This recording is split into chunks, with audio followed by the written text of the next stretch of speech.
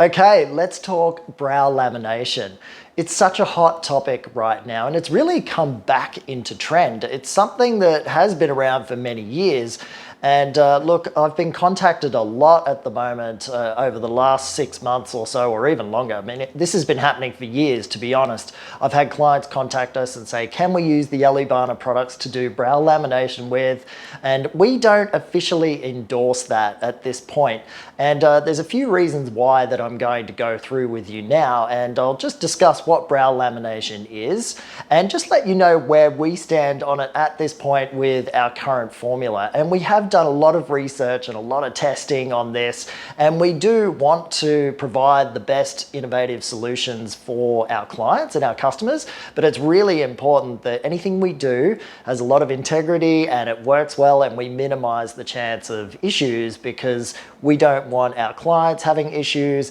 And that's really important. We want the brand to have a great reputation. So let's go into what brow lamination is. So I've drawn a quick eyebrow here, and with this is the normal growth that you'd sort of see, growth pattern. It is my drawing, excuse my drawing.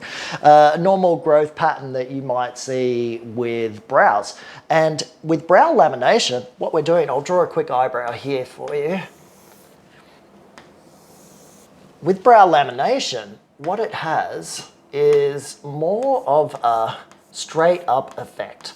So we're wanting those brow hairs to be straightened, and they have that kind of pattern to it, okay? And that's what all the artists are trying to achieve at the moment. And we're using a permanent wave lotion to do this effect and give that really brushed up look that you might see that a lot of models have for certain photo shoots. And that's basically what you're trying to do. You're straightening out the growth pattern of the hair with the eyebrow. Let's take a look at the formula that's being used commonly for doing brow lamination, and essentially it is a lash lifting lotion. And I wanted to break down some of the ingredients so you have a bit of an understanding on, the usage rates or the input rates that we have within these formulations and what their purpose is. So one of the main ingredients in these formulas is aqua or water, and a lot of these are water-based. So they could have as much as 85% to 90% in the formulation. So a lot of the formula contains aqua, but then you need an active ingredient in there as well to actually help break down the disulfide bonds of the hair that you're working with. So you're going to need a perming agent, and usually the most popular one is TGA or thioglycolate. So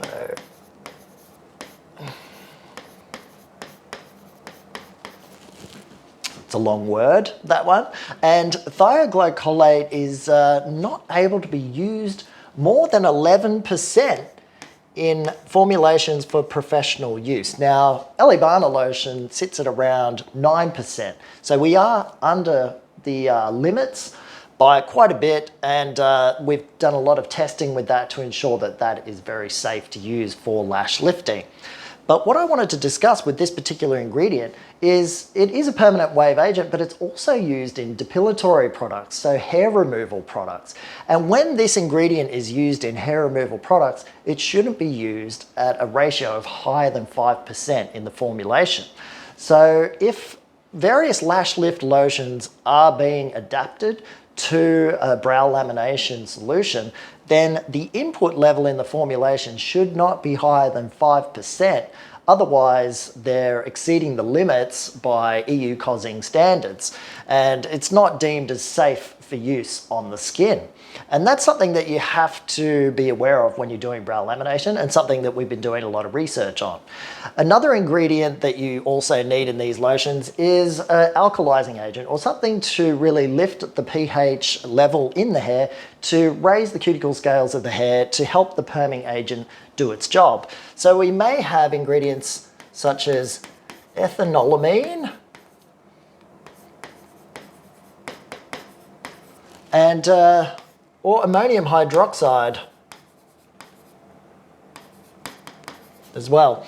These kinds of ingredients are used to raise the pH level of the hair, but they can't be used at anything higher than this percentage, so a very small percentage, because these alkalizing agents are very irritating on the skin. And that's why with our lash lift products, we always say, do not touch the skin with these products. And so with brow lamination, you have to be extremely careful that you're not getting these lotions on the skin. Let's have a look at the pH scale as well. I just wanted to quickly run through that so you have an understanding of how these products work with hair and the skin. So on the pH scale, it starts at 0, which is acid. And then that goes all the way through to 14, which is alkaline. And in the middle, it's 7, and that's classed as neutral. And H2O is neutral, so water. And hair and skin sits at around 4.5 to 5.5. And that's where the hair and skin likes to sit. And when skincare products are being made, like moisturizers, a lot of them will sit at around this level so that it's not irritating to the skin. Now, these lash lift lotions or brow lamination lotions, generally the pH in these lotions is going to sit at around 8 or 9 on the pH scale. And when it's sitting up there, it's at a range which can start to become irritating for the skin. So you really have to understand that you have to use these sorts of products with extreme caution around the skin area. So who is suited to brow lamination? Well, from what I found with my research, basically people that have very thick texture with their brows. You're not going to do this treatment on somebody that has a very fine hair with their brows because they can brush them quite easily anyway. So you do really need to make sure that you've got the right clientele for this treatment. In my opinion, brow lamination is not really for everyone. And you know, I work with a lot of women on our team, and a lot of them don't require brow lamination. So if you are going to be working with this product, you need to really research that point and ensure you've got the right clientele for it. Now, some of the cons that I've come up with about brow lamination is you can have some irregular growth with it after the treatment. So the brow hairs get straightened and they'll stay straightened for a certain amount of time, but as the new hair growth comes through, they are coming through in a different pattern.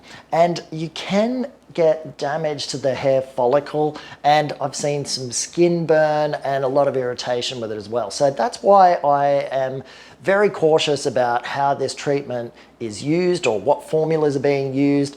And we certainly are, as I said before, looking at all sorts of innovations with brow styling to ensure that our clients get the best results, but we really want to make sure that we minimize any chances of irritation with clients or any sort of hair loss that we're also seeing at the moment. So you will probably see in the forums quite a lot of complaints coming through now with people experiencing hair loss in the brows, and this will start a few weeks after the treatment. So that is a huge concern to us. So we're watching that very closely, and with our testing over the years, we have seen this kind of result happen from using these types of lotions on the skin. Because when you're putting these lotions on the skin, it's very difficult to avoid having them touch the skin as you're brushing through the brow hairs. And some people use cling fill as well to heat up the process, speed up the process. So, you know, as you're doing that, there is a good chance that you can get lotion onto the skin. The other thing that I've noticed with brow lamination is there is a bit of maintenance involved after you've had the treatment. So you do need to brush the brows each day after the service just to maintain that brushed up look. Okay, so, you know, we see these great before and after photos, you know, before not much happening with the brows, and then after they have been, you know, laminated and tinted and shaped, and they look fantastic. But to maintain that look, you really do need to be brushing them every day. So that's just something that I wanted to point out that you need to consider if you're going to be doing this treatment as well. So in summary, my thoughts on brow lamination are, you know, there's some people out there that absolutely love it, and that's fine. I support that very much. But if you're interested in doing it, I would say that you should test it out on yourself and your staff or your team, and make sure that you're making an educated decision about how it works and you see the results for yourself, and then you can be happy about moving forward and adding this service into your salon.